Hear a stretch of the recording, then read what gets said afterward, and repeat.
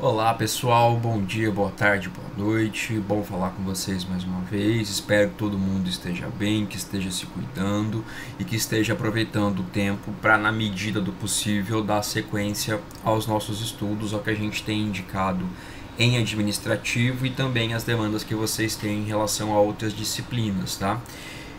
Falando nisso, inclusive, alguns já acharam tempo para responder as questões da atividade que eu passei para vocês na semana passada. Tem algumas respostas ali, passei o olho por cima, são respostas inclusive bem adequadas, gostei do que eu vi. Já aproveitando para deixar claro para vocês também, eu vou começar a correção de fato a partir do dia 1º, tá? Vocês têm até o dia 31, não percam esse prazo para me entregar. Dia 1º eu começo a corrigir, em poucos dias vocês vão estar com as notas lançadas. E aí, quando eu fizer a correção, lanço as notas e a gente vai conversar sobre as questões e sobre as respostas esperadas, tá? Mas repito, não se assustem, não tem nada ali de outro planeta, só que são pontos que não foram abordados ainda em aula. Hoje a gente vai até abordar alguns dos pontos que estão, acho que em uma das questões, talvez em duas das questões. Mas a ideia é justamente essa, fazer com que vocês parem, estudem e comecem a ter uma visão ampla, macroscópica que seja, da nossa disciplina. Para que quando a gente pare para discutir alguns assuntos, vocês já estejam ambientados. Eu acho que é uma outra estratégia que facilita também a gente ter esses contatos de maneira gradativa, às vezes mais denso, mais profundo, às vezes menos, e vocês vão assimilando. Então, dia 31, não esqueçam, respondam até lá, e eu começo, embora já tenha algumas respostas feitas, eu começo a correção a partir do dia 1º. Bom, pessoal, o que foi a aula passada era o encerramento da nossa unidade 1, que era aquele tópico sobre servidores públicos. A gente tem um primeiro bloco de slides, que é bem extenso, que a gente foi em grande medida com ele nas aulas presenciais, e no encontro passado eu passei para vocês algumas orientações sobre improbidade administrativa. Agora, na unidade 2, a gente tem o conteúdo mais amplo e mais importante do semestre de vocês, tá? Só que não é porque é o conteúdo mais amplo e mais importante que ele é o mais difícil. É um conteúdo relativamente tranquilo, ele não é tão extenso. Eu já inclusive alimentei o AVA de vocês com todos os slides basicamente de controle, não é um bloco de slides muito extenso.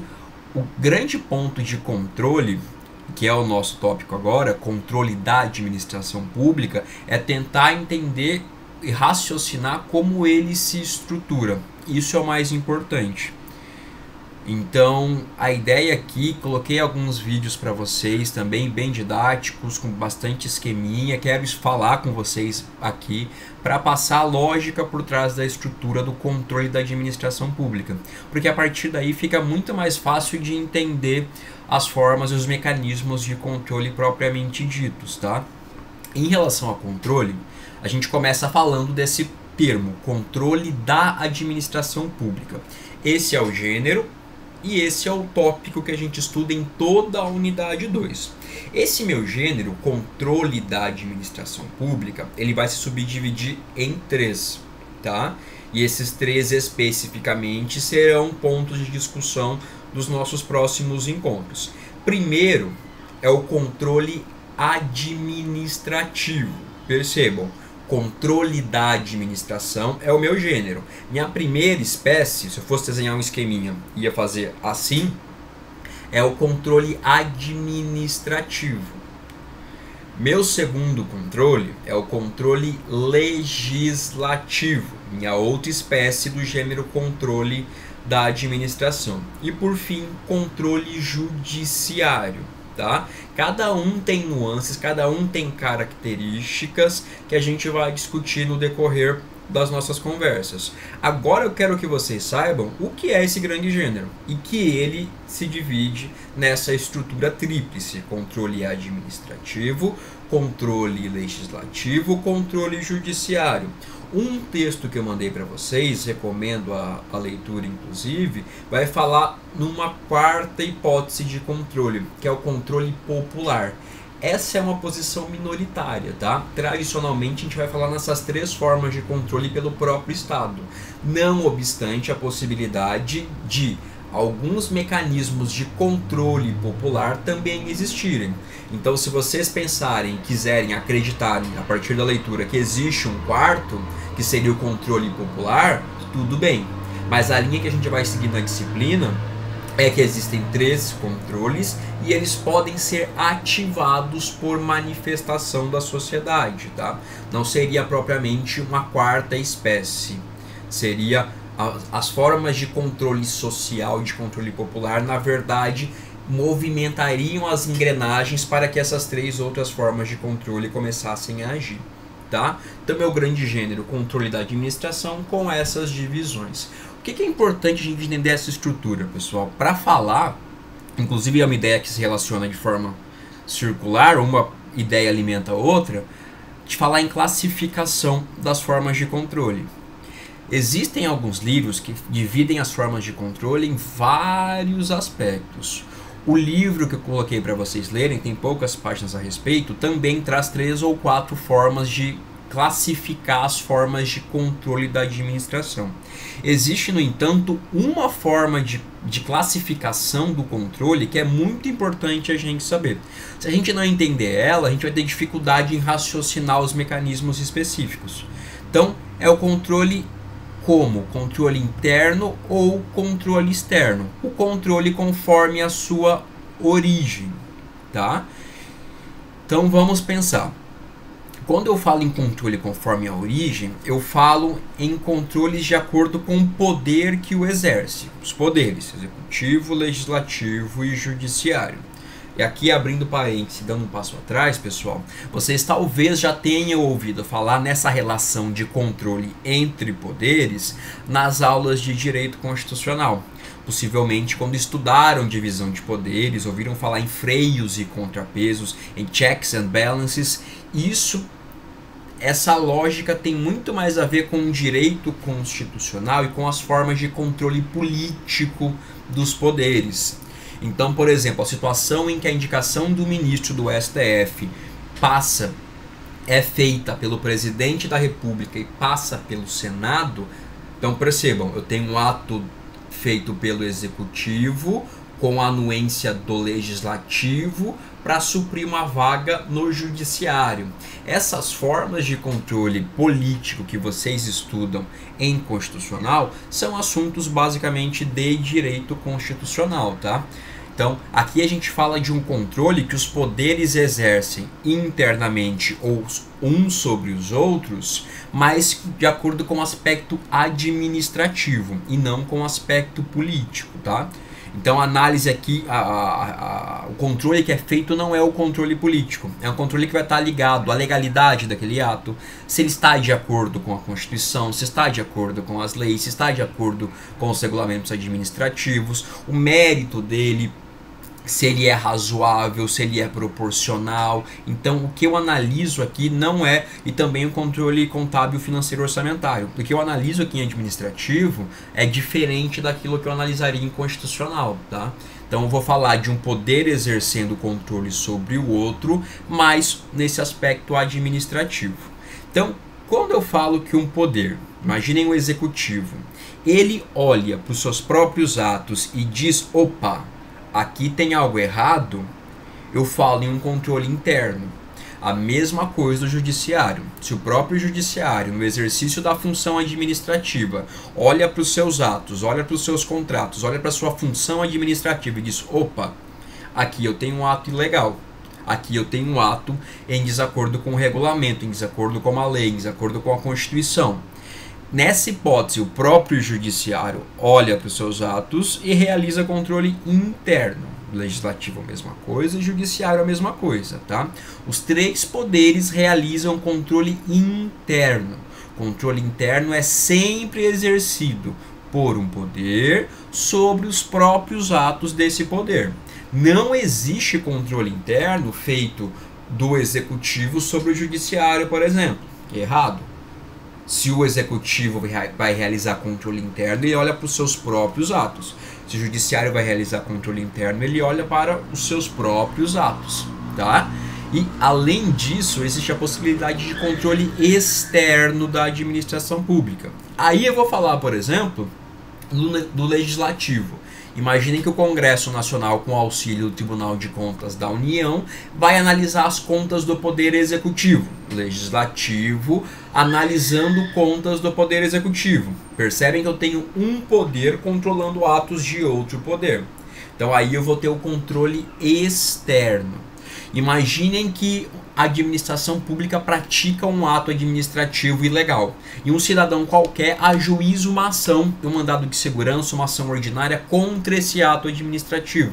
Nessa hipótese eu vou ter controle judicial, controle do judiciário sobre um ato do poder executivo. Então aqui também mais uma possibilidade de controle externo, tá? Então quando vocês forem parar para ler o que está no AVA, pessoal, e é só o que está depois da atividade de vocês. Eu fechei aqui agora, eu não vou saber falar com precisão em qual encontro tá. Salvo engano, é encontro 7. O que está em encontro, acho que 6 estava atividade, encontro 7 pré-aula. Tem um texto. Leiam que texto que está ali, não é um texto extenso. Mas ao fazer a leitura, deem atenção especial para formas de classificação de controle da administração quanto à sua origem. Tá? As outras formas de classificação não me preocupam tanto. Agora, entender o que é o controle externo e entender o que é o controle interno é muito importante que vocês saibam a diferença. Além dessas noções mais iniciais sobre definição de controle, nos slides tem para vocês definição, o livro também traz definição, então entendam as definições e no tocante à classificação, essa classificação é a classificação que mais me interessa. Existe ainda, pessoal, um outro ponto de atenção, que é parar para entender a fundamentação do controle interno. A gente vai discutir isso na próxima aula com mais vagar, mas eu preciso que vocês saibam que esse controle interno ele tem fundamento em algo chamado de autotutela da administração pública, tá? Então, a administração pública, e não falo aqui só do executivo, mas os 3 poderes, quando realizam função administrativa, quando eles, no exercício da sua função, percebem que alguma coisa está em desacordo, eles podem realizar um ato administrativo que, por exemplo, é ilegal, está em desacordo com as normas que lhes são superiores. Essa autotutela permite que a administração pública realize a anulação desse ato. E percebam, se eu falo em ilegalidade, eu falo em anulação. E da mesma forma, se a administração pública olha para um ato administrativo que é discricionário, ou seja, é um ato que para sua prática tinha um espaço de margem discricionária, um espaço para analisar a oportunidade e a conveniência da prática daquele ato, se isso acontece, se eu tenho um ato que existia essa margem de abertura, é possível que a administração pública posteriormente acredite que esse ato não é mais conveniente, não é mais oportuno. Então eu tenho um ato que é rígido, legal, perfeito, imaculado, sem nenhuma falha, só que ele deixa de ser oportuno, ele deixa de ser conveniente. Nessa hipótese eu vou realizar não a anulação do ato, eu, administração, com base na minha autotutela, vou realizar a revogação desse ato, tá? Então, vício do ato, eu anulo, e isso pode ser feito internamente, de acordo com a minha classificação entre interna e externa. Então, o poder realiza a anulação do ato por vício de legalidade, e isso também pode ser feito nas hipóteses de controle externo também. Se o judiciário, por exemplo, analisa um ato da administração depois de provocado, entende que esse ato fere lei, fere a Constituição, por exemplo, o próprio judiciário pode anular esse ato administrativo. Reforçando com vocês, a anulação pressupõe vício, pressupõe falha, pressupõe eiva, pressupõe irregularidade, tá? Coisa diferente é a revogação. A revogação nunca pode se dar em controle externo. Só internamente, só a própria administração pública dentro daquele poder é que pode dizer o que é conveniente e o que é inconveniente, o que é oportuno e o que não é oportuno. Então a revogação é sempre feita em controle interno, tá? A revogação, que é a retirada de um ato do mundo jurídico por não mais ser oportuno, por não mais ser conveniente, por razões de mérito administrativo, é sempre feita internamente. Não pode ser feita por um outro poder, tá? Imaginem que, por exemplo, eu ajuizo uma ação contra um ato do prefeito que, em vez de construir uma escola, construiu um posto de saúde. E falo para o juiz: olha, seu juiz, esse ato tem que ser revogado, porque a minha cidade precisava mais de posto de saúde do que de escola, ou vice-versa.